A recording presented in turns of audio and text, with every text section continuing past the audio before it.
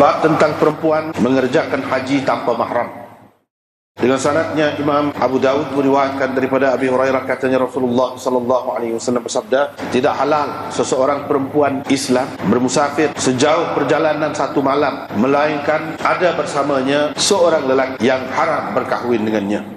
Dengan sanadnya Imam Abu Dawud meriwayatkan daripada Abi Hurairah lagi daripada Nabi sallallahu alaihi wasallam, baginda bersabda, tidak halal bagi seseorang perempuan yang beriman kepada Allah dan hari kemudian bermusafir mengambil masa sehari semalam. Lalu perawi menyebutkan makna hadis yang telah tersebut sebelum ini. Dengan sanadnya Imam Abu Dawud meriwayatkan daripada Abi Hurairah, katanya Rasulullah sallallahu alaihi wasallam. Lalu perawi menyebutkan sama dengan makna hadis yang sebelum ini, cuma dia menyebutkan bari dan jauh perjalanan satu bari. Dengan sanadnya Imam Abu Dawud meriwayatkan daripada Abi Sa'id, katanya Rasulullah sallallahu alaihi wasallam bersabda, tidak halal bagi seseorang perempuan yang beriman kepada Allah dan hari kemudian bermusafir dalam perjalanan lebih daripada 3 hari melainkan ada bersamanya ayah atau saudaranya atau suaminya atau anak lelakinya atau orang yang haram berkahwin dengannya. Dengan sanadnya Imam Abu Dawud meriwayatkan daripada Ibnu Umar daripada Nabi sallallahu alaihi wasallam, kata baginda, tidak boleh dengan makna la nafi, tidak boleh. Satu lagi la, yakni la tu la nahi. La nahi bermakna jangan seseorang perempuan itu bermusafir dalam perjalanan 3 hari yang mengambil masa 3 hari melainkan ada bersamanya lelaki yang haram berkahwin dengannya. Dengan sanadnya Imam Abu Dawud meriwayatkan daripada Ibnu Umar daripada Nafi' bahawa Ibnu Umar menggendongkan hamba perempuannya yang dikenali dengan Safiyah. Dia bermusafir bersama Ibnu Umar untuk pergi ke Mekah. Tentang perempuan yang buat kerja haji tanpa mahram, boleh ke tidak? Bagi Imam Abu Dawud, dia buat tajuk-tajuk gini kan, ialah dia nak cerita dalil bagi masing-masing golongan ulama yang berbeza pendapat dalam masalah. Ada yang kata boleh, ada yang kata tak boleh. Kebanyakannya kata tak boleh berdasarkan zahir hadis-hadis. Buat kerja haji tanpa mahram. Tengah ulama dia hadkan hak ni dengan perjalanan untuk haji. Hak tidak haji tak termasuk. Ada juga yang mengatakan haji itu ibadat rukun Islam. Hak tu pun tak boleh tanpa mahram. Hak lain lagi tak boleh. Ada macam-macam pendapat ditubik daripada sini. Imam Abu Dawud dengan buat tajuk ni dan dia tidak buat putusan. Dia hanya kaya perempuan mengerjakan haji tanpa mahram. Apa hukumnya? Dia tidak cerita. Sebab apa? Sebab memang ada khilaf. Dan hak kata tak boleh tu sejauh mana? Situ pun ada khilaf berdasarkan zahir hadis ni. Ada yang kata sehari, ada yang kata sehari semalam, ada yang kata 2 hari, ada yang kata 3 hari, ada yang menyebutkan sampai 1 bari. 1 bari tu 12 batu. 1 bari. Ada yang menyebutkan sampai 1 bari jarak perjalanan. Kalau sejauh tu tak boleh lah tanpa mahram. Bari itu 4 farsah. 1 bari 4 farsah. 1 farsah 3 batu. 3 batu. Dia bermakna 1 bari 12 batu. 12 batu. Mengikut kira-kira sekarang ni orang anggarkan 22 kilometer jauhnya 1 bari. Atas dasar riwayat-riwayat yang berbeza itulah, maka berbeza-beza pendapat ulama. Orang yang kata tak boleh tanpa mahram sejauh perjalanan 1 malam, dia pegang dengan hadis yang pertama, 1 malam. Ada lagi sehari semalam, ada macam-macam lagi. Hak tidak sebut sini pun ada kitab-kitab yang lain, 2 malam ke apa ada. Dia pegang dengan zahir itulah. Tak cara dia tak kira, dia pejam mata dia. Keadaan lagu mana tak cara, tak boleh, memang tak boleh. Lepas tu bukan perjalanan untuk buat kerja haji saja, perjalanan lain pun tak boleh juga. Dia pakai umum, pegang zahir. Tetapi benda ni masih khilaf. Kepada yang kata sebenarnya tidak ada di ketentuan sehari semalam apa ni, tidak tetap hal ini. Oleh kerana dalam hadis dia tidak tetap ittirab ataupun muttaribah, maka kita tak boleh pakai lah. Tak boleh pakai lah. Itu satu kaedah yang dipakai oleh segolongan ulama. Tak boleh pakai lah. Hak sebenarnya Nabi SAW nak yang kepada dia, iaitu dia nak jaga keselamatan perempuan. Nak suruh orang lelaki ni ambil berat tentang perempuan. Dan sebut berbeza-beza tu bergantung kepada keadaan. Mungkin pada masa-masa tertentu keadaannya terlalu tidak aman, sejauh semalam perjalanan pun tak boleh nak elok. Atau begitulah seterusnya, kalau tahan sikit tapi tak aman juga, lebih jauh sikit boleh pergi, gitulah. Nak ceritanya perempuan ini adalah satu jenis manusia yang kena jaga. Orang lelaki yang berkuasa kena jaga perempuan itu terancam tergugat kedudukan dia. Bahaya dalam keadaan tertentu. Jadi hadis ni tak boleh kita pakai secara umum gitu dalam semua keadaan sejauh ni. Sebab kalau kita kata begitu akan bercanggah. Nak tak nak, kalau nak pakai juga kita kena kata itu maksud. Dalam keadaan-keadaan tertentu, pada masa-masa tertentu, dia berbeza-beza lah keadaan. Dan hal ni tidak khusus dengan zaman Nabi SAW saja. Zaman lain pun begitu juga. Dia hanya bergantung kepada keadaan aman. Bagi orang yang mengatakan tak boleh juga, tak sah lah. Tak sah. Tak ada syarat kemampuan yang disyaratkan untuk buat kerja haji itu baru wajib atas orang ni apabila dia ada kemampuan untuk pergi. Termasuklah dalam kemampuan untuk pergi itu ada mahram. Kalau tak ada mahram, tidak wajib ke atas dia. Kaya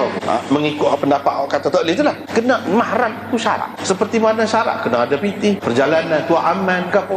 Itu syarat. Hak ni pun termasuk dalam syarat. Tapi bagi orang yang mengatakan tidak syarat, hak tu tidak syarat, syaratnya apa dia? Iaitu aman. Bila aman, tak ada mahram pun pergi dengan beberapa orang perempuan yang baik-baik, yang dipercayai, boleh. Sudah wajib dah atas dia. Bila dia ada piti, perjalanan pun boleh, ada kenderaan ke apa, tak ada mahram saja tak ada. Orang yang haram kahwin dengan dia saja tak ada. Hak tu tak ada ayah kau, tak ada adik-beradik kau. Dari segi haji ni sudah wajib ke atas dia. Bermakna dia kena pergi. Dalam masalah ni berbeza-beza pendapat ulama. Kalau kita tengok kita Bada'i'us Sana'i', kitab fiqh Hanafi karangan Al-Kasani, tentang syarat-syarat fardu haji ni, wajib haji ni kena pergi haji. Dia kata berkait dengan perempuan, termasuk dalam syarat ni ada dua, berkait dengan perempuan, hak lebih daripada lelaki lah. Yang pertamanya, dia kena ada bersamanya suaminya atau mahram. Jika tidak ada, tidak wajib haji ke atasnya. Dan ini mengikut mazhab kita. Mazhab kita ni mazhab Hanafi lah maksudnya. Mengikut Syafi'i rahimahullah, hadza laysa bi syartin. Ini bukan syarat, tak termasuk dalam syarat. Dan sudah wajib dah dia ni pergi haji walaupun tak ada syarat. Dia kata sudah wajib dah dia kena pergi haji walaupun tidak ada suami, tidak ada mahram, asalkan sudah ada beberapa orang perempuan yang thiqah bersama-samanya. Ini yang disebutkan oleh Syafi'i dengan jelas. Sebab apa? Dia berpegang dengan zahir firman Allah, walillahi 'alan nas hajjul baiti man istata'a ilaihi sabila. Khitab an-nas, situ kata dia, wajib atas manusia, orang. Ini merangkumi orang-orang lelaki dan perempuan tanpa khilaf.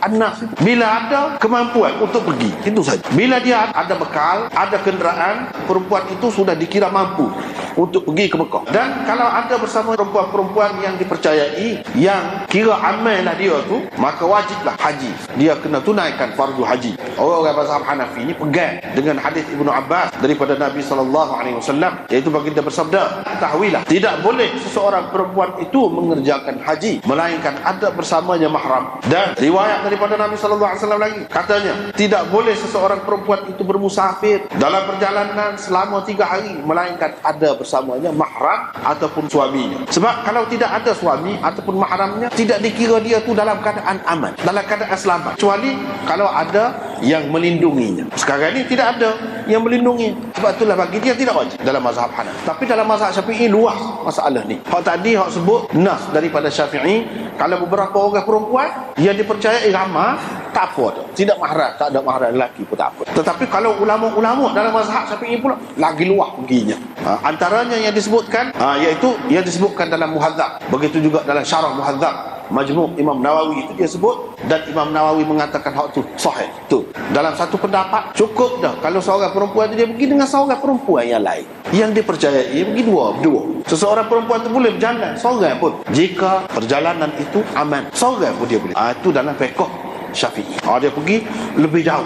Ini masalah haji. Kalau masalah hak lain-lain, perjalanan lain, gitu juga. Kalau kita mengambil kira haji, safar untuk haji atau safar untuk lain itu serupa, maka orang-orang yang mengharuskan perempuan pergi haji jauh walaupun tidak ada mahram dalam keadaan aman jalan, banyak hadis. Antaranya hadis yang diriwayatkan oleh Adi bin Hatim, yang diriwayatkan oleh Bukhari. Ada orang yang pergi mengadu hal kepada Nabi SAW tentang susah perjalanan, tidak aman, tengah-tengah jalan peropok mari. Nabi SAW pun kata ke Adi, dia kata, kamu biasa pergi ke Hira? Adi kata, tak aja pergi tapi biasa dengar lah. Hira ni jauh kedudukannya daripada Mekah, dekat dengan Kufah di Iraq. Dalam tu Nabi SAW pun kata, Kalau kamu umur panjang, kamu akan dapat lihat seorang perempuan naik untuk pakai segedup yang tidak bertudung daripada Hira. Seorang-seorang yang berjalan pergi ke tawaf di Kaabah ni, kata dia. Yang ni buat haji ke ataupun umrah ke, tak caralah. Tapi daripada sana mari seorang-seorang, dia tidak takut kecuali kepada Allah. Ini menunjukkan Nabi SAW membayangkan ada suatu hari nanti boleh. Hak sebenarnya hak dia kata 3 hari, 2 hari, sehari semalam tak boleh kecuali dengan mahram itu dalam keadaan ada kebimbangan, akan diganggu perempuan. Tapi kalau dalam keadaan aman, pada umumnya aman, jarang berlaku hak tak boleh. Pada umumnya aman, maka boleh. Ni hak kata sehari 2 hari ke apa ni dalam keadaan tertentu. Dalam keadaan aman, sejam tu mari. Itu bukan sehari perjalanan, lama perjalanan. Itu menunjukkan boleh. Bila buat kerja haji boleh, hak lain pun boleh juga, asalkan aman. Dan hak aman ni dia sebut tidak semesti zaman dia. Semasa dia ada tidak lagi lagu, tapi akan ada. Kemudiannya Adi bin Hatim dia kata memang berlaku sungguh. Dia pun ingat hak Nabi kata berlaku sungguh. Menunjukkan khalifah selepas tu pun tidak larang. Kalaulah benda dia tak boleh, mesti dia larang. Dia mau nak larang lagu mananya? Dan bukan Nabi SAW kata dah lagu ni. Jadi maksudnya aman tu hak sebenar. Kalau sekarang ni kita kata nak pergi Kuala Lumpur, kena kepit dengan mahram semua, susah juga. Nak pergi kerja aja kita kata kerja pun jauh juga kerja, mesti kena mahram semua, susah. Kita kena tengok aman secara baik. Dan aman ni tidak semesti negara Islam. Boleh jadi negara Islam, hak umat Islam, orang panggil Islam, tidak lebih aman daripada negara kami. Hak maksudnya aman. Bila aman tak apa, itu perbezaan pendapat. Tapi ada yang pegang dengan zahir dia. Tapi kalau pegang dengan zahir kan, nampak banyak tak serupa tu hak mana saya nak pegang. Dalam mazhab Hanafi dia terjehkan hak 3 hari, hak 3 hari. Jadi hak lain dia tak pakai. Sedangkan hadisnya sahih juga. Lagu mana? Kecuali lah kalau kita kata hak ni sebenarnya Nabi SAW nak jaga keselamatan orang perempuan. Nak suruh orang lelaki ni bagi perhatian. Hak maksud sebenarnya apa dia? Iaitu nak aman, sejahtera. Pergi boleh balik dengan baik, dengan tak ada pergangguan. Hak tu, hak maksud. Barulah kita nampak lega. Kalau tidak kan macam-macam lah timbul prasangka. Dia balik perempuan pula. Macam-macam lah. Dia kata Islam ni ajar orang lelaki supaya tidak percaya, pandangan buruk terhadap perempuan. Macam perempuan ni jahat sok balik perempuan. Padahal kalau nak kira nak jahat orang lelaki pun boleh. Jadi apa maksudnya? Dia pandangan gitulah. Setengah-setengah pula kata orang lelaki ni pula. Dia kata Nabi SAW kata begini ni, dia nak cerita dia tak boleh percaya lah kepada orang perempuan ni. Hati dia tu boleh berubah macam-macam. Jadi prasangka timbul benda-benda yang seumpama itu. Sebenarnya tidak sepatut gitu. Kalau lah orang perempuan tadi dia perhati molek hadis-hadis ni, dia nampak kelebihan Islam. Islam ni nak suruh orang lelaki dijaga, ambil berat tentang perempuan. Bukan nak suruh cemburu buta, tak tentu pasal. Skor buruk. Tidak. Itu kepada perempuan tu kalau dia fikir molek, sebenarnya itu maksud hadis. Sebab tu jangan tengok sah hadis, kena tengok banyak. Bila kita tengok banyak, kita nampak maksud Nabi SAW nak hak daripada Hira. Dalam riwayat yang lain dia sebut daripada Sana'a, Yaman, daripada Yaman. Jauh tu, sebulan perjalanan kalau zaman itu. Boleh pun. Yang boleh tu apa sebab? Sebab dia tidak takut gapo-gapo kecuali kepada Allah. Dan kita tak boleh kata hak ni khusus dengan negara Islam dak. Ada kalanya negara Islam lebih bahaya lagi, lebih terancam lagi orang perempuan daripada negara bukan Islam. Kalau kita tengok kenyataan ada kala. Dengan sebab itu ini semua bergantung kepada keadaan. Tak boleh kita ikat dengan hak dia ni. Tak kena lagu tu. Jadi menyusah. Hak susahnya apa dia? Orang lelaki juga. Lepas tu kan segala benda je kait dengan kita. Kena sama. Tak nak apa-apa pun kena pergi juga. Pasal apa nak pegang dengan zahir? Padahalnya tidak begitu. Dalam Islam dia tidak buat peraturan untuk menyusah kita. Tak ada. Melainkan adalah maksud untuk kebaikan. Kalau untuk menyusah memang tak. Itulah maksud hadis ni. Tapi kalau kita tengok kitab-kitab lama kan dia sebut begitu-gitu je. Hak banyak tekannya tak boleh pegang zahir. Tapi kalau kita tengok pendapat ulama-ulama Islam hak baru, macam kita tengok fiqh sunnah misalnya Syed Sabiq yang dianggap oleh setengah ulama kemudian ni, kalaulah orang kemudian ni layak, antara yang layak mujtahid, itu salah seorang. Dia sebut lagu tu. Tapi dalam kitab-kitab dulu pun kalau kita tengok ada dah sebut. Semuanya orang tak perhati. Riwayat Karabisi ke apa tu, dan Muhadzab Syekh Syirazi kata sahih. Itulah yang sahih. Iaitu tidak kait. Jarak tu tidak dimaksudkan sebenarnya. Yang dimaksudkan sebenarnya ialah aman perjalanan. Sudah sebut dah. Tapi orang tak beri perhatian sangat. Dengan sebab tu lama-lama tu ikut zahir tu kan dah. Dia jadi ketat sangat. Jadi perempuan ni terkongkong. Jadi asalnya tidak begitu. riwayat daripada Abi Hurairah, cuma sanad dia tu berbeza.